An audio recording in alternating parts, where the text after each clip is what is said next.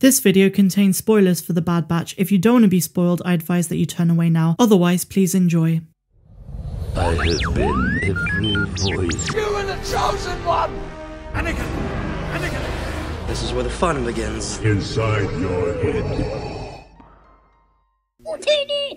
Hello my dear friends and welcome back to another Star Wars news update. In today's video we're going to be talking about The Bad Batch, the Obi-Wan Kenobi series and more. As always my dear Mandalorians, before I dive into it, please may I ask you to hit that big red subscribe button if you've not done so, and also be sure to give that bell a good old tickle to be alerted each and every time that I post new content. So without much further ado and without any more jibber jabber, let's dive straight into it. So we've been talking a lot about The Bad Batch and the Obi-Wan Kenobi series lately. Specifically to do with Kenobi, we had the set leaks, we had some unconfirmed footage, we had the cast announcement, and yesterday it was revealed that Maya Erskine is going to be in the show. But now some new details have emerged about The Bad Batch and its connection to the Obi-Wan Kenobi series.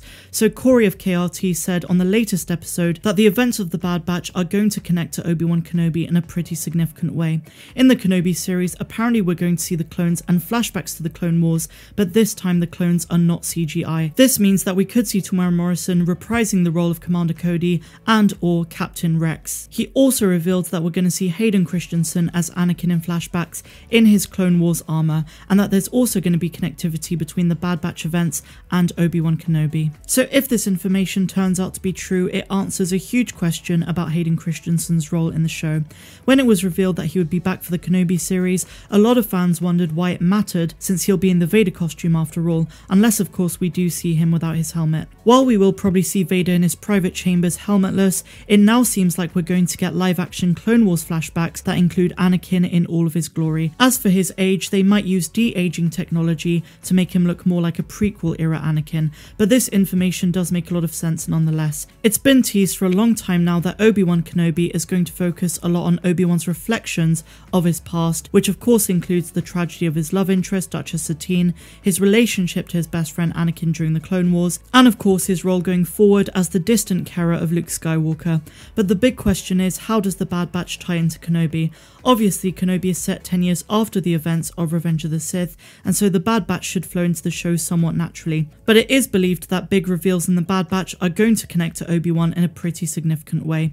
Take this with a pinch of salt, but recently this leaker revealed that Omega is going to play a bigger role than fans realised, and it's also believed that Palpatine is after her more than he and Tarkin are after Clone Force 99 themselves. Her name is also going to be revealed as something other than Omega, and there's going to be a massive ending to the series that has implications on the entire pre-Battle of Yavin era of Star Wars. Again guys, none of this is confirmed by Lucasfilm, and this is all from leaks that we've got over the last few weeks, so take it with a pinch of salt. But what do you guys think? Let me know in the comments down below. Should the Bad Batch tie into Kenobi in a pretty significant way, and if it does, what do you think that will be? Now I will say, I'm starting to have second thoughts about the appearance of Duchess Satine in the Obi-Wan Kenobi series. I used to state that Indira Varma is probably going to play her, but I have a feeling, just like with the Mandalorian season 2 when all of these people had different predictions for characters, it's probably going to be characters we haven't seen before in the Star Wars universe, and we're going to have a clean slate of new characters that add something more to the prequel era of Star Wars. So while a lot of fans have been putting their money on the fact that she's going to play a Sarge Ventress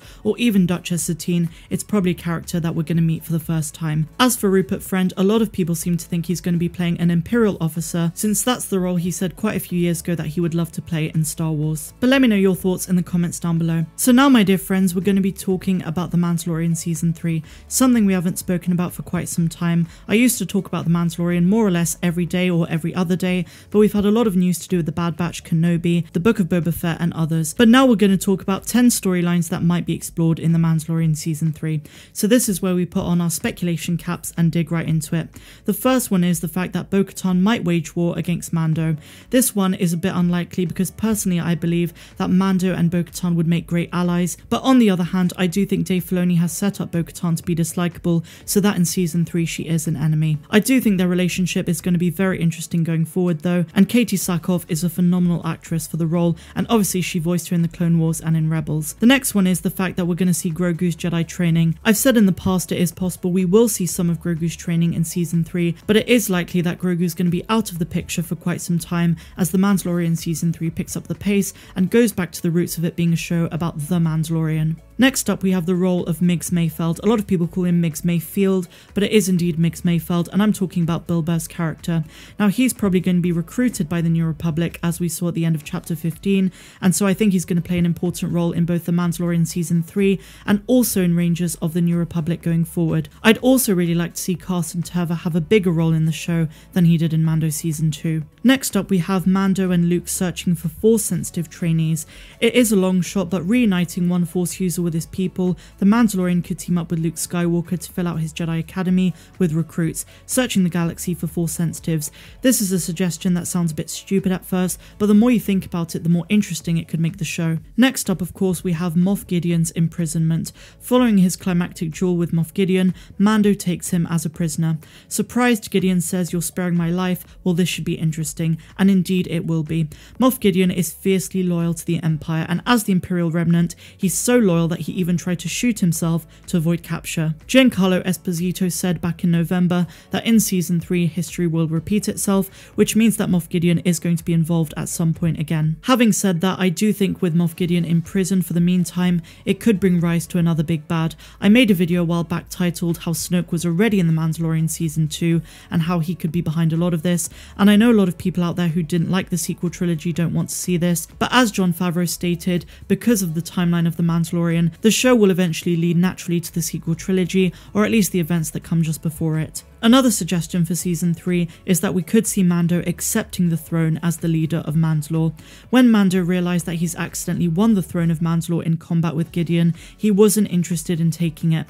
But since he doesn't want to fight Bo-Katan, he might have to accept the throne and prove that he's just as worthy as claiming it as she is. You know what guys, scrap that, he's even more worthy than she is of being the leader of Mandalore. Next up, we have Grand Admiral Thrawn's role in the Imperial Remnant. So far, Gideon is the most senior member of the Remnant, but we know that Thrawn is out there and he is going to be the big bad of the Ahsoka Tano series, so why not have him join in The Mandalorian Season 3 and create a huge Mandoverse? I do think that's the route that they're taking. Oh, and speaking of Thrawn guys, it's Lars Mikkelsen who voices him. I do know this, I made a complete slip up in the video I made yesterday and I do apologise. I said it was Mads, but of course it is Lars Mikkelsen. An easy mistake to make and I do apologise. The next one is a pretty big question. Where in God's name is Grogu's blood sample? When Mando confronted Moff Gideon in the Season 2 finale, he crucially pointed out that they only needed Grogu for his blood that they'd already extracted. With Moff Gideon imprisoned for the time being, where is the blood sample? And what nefarious scheme are the Imperial Remnant planning? Because a lot of people are in the camp of saying it's going to lead to Palpatine's return and the creation of Snoke, but others think it's going to be a Force-sensitive army and have nothing to do with the sequels.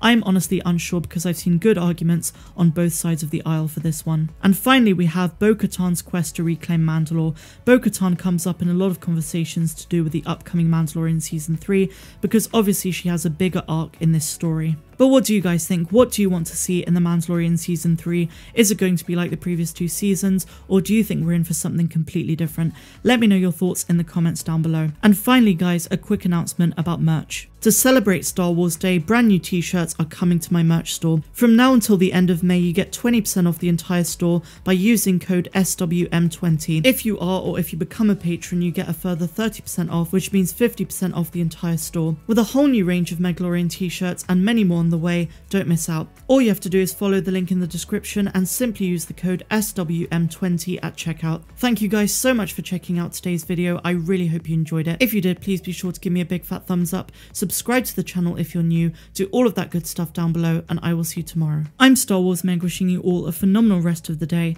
no matter where you dwell in the galaxy. Have a good one.